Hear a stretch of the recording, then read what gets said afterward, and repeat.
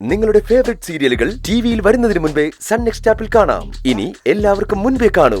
ഇപ്പോൾ തന്നെ sun next app download ചെയ്ത് സബ്സ്ക്രൈബ് ചെയ്യൂ.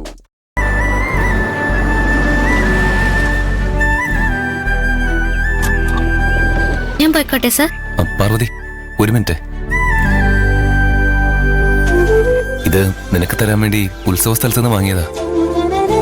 ഓരോരോ പ്രശ്നങ്ങളുണ്ടായതുകൊണ്ട് അവിടെ വെച്ച് നിനക്ക് തരാൻ കഴിഞ്ഞില്ല. പ്രിയൻചേട്ടൻ അവിടെ വെച്ച് വാങ്ങിയൊരു ഗിഫ്റ്റ് എനിക്ക് തന്നു. ഇപ്പൊ കൈലാഷ് സാറും തരുന്നു. രണ്ടുപേരും പ്ലാൻ ചെയ്ത് വാങ്ങിയതാണെന്നാ തോന്നുന്നത്. എന്താ പാർവതി എന്താ ആലോചിക്കുന്ന? ഒന്നല്ല സർ. ഇത് വാങ്ങ പാർവതി. വലിയ വിലയുള്ള ഗിഫ്റ്റ് ഒന്നും അല്ല. എനിക്കിത് കണ്ടപ്പോ ഇഷ്ടമായി. പാർവതിക്ക് ഇഷ്ടാവെന്ന് തോന്നിയതുകൊണ്ടാ വാങ്ങിയത്.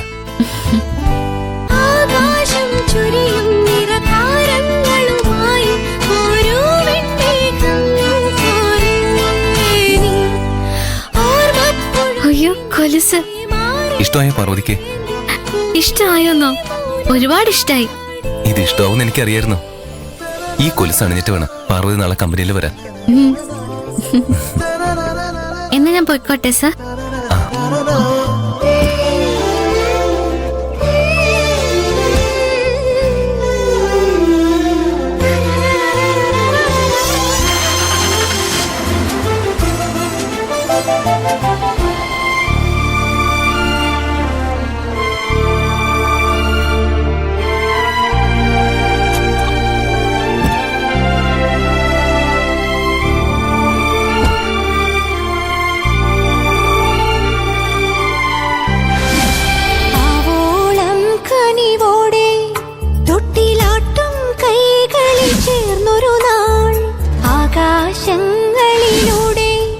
സ്വപ്നമേകും മാണിക്യമഞ്ജലിലായി ദൂരെ ദൂരെ സ്നേഹം പൂവിടും തീരം കാണുവാൻ പോയിടണം.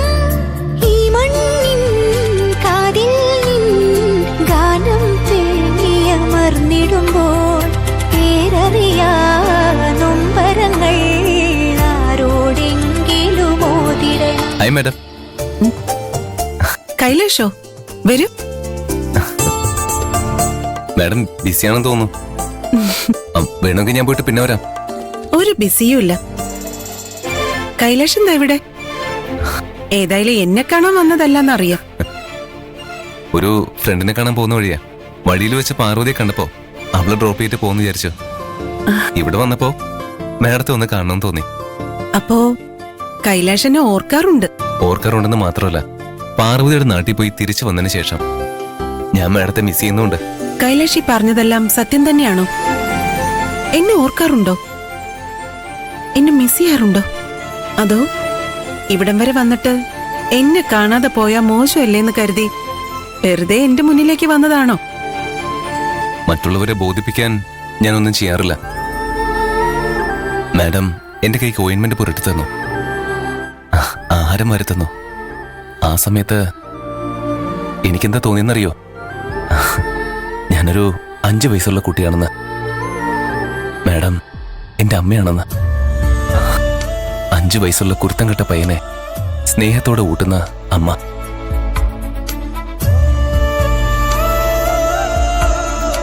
എനിക്കങ്ങനെ ആരോടും ഇങ്ങനൊരു ഇമോഷണൽ അറ്റാച്ച്മെന്റ് തോന്നാറില്ല. കുട്ടിയായിരിക്കുമ്പോ എനിക്കെന്റെ മമ്മിയോട് തോന്നിയ അതേ ഫീലിംഗാ അന്ന് എനിക്ക് മാഡത്തോടും തോന്നിയത്.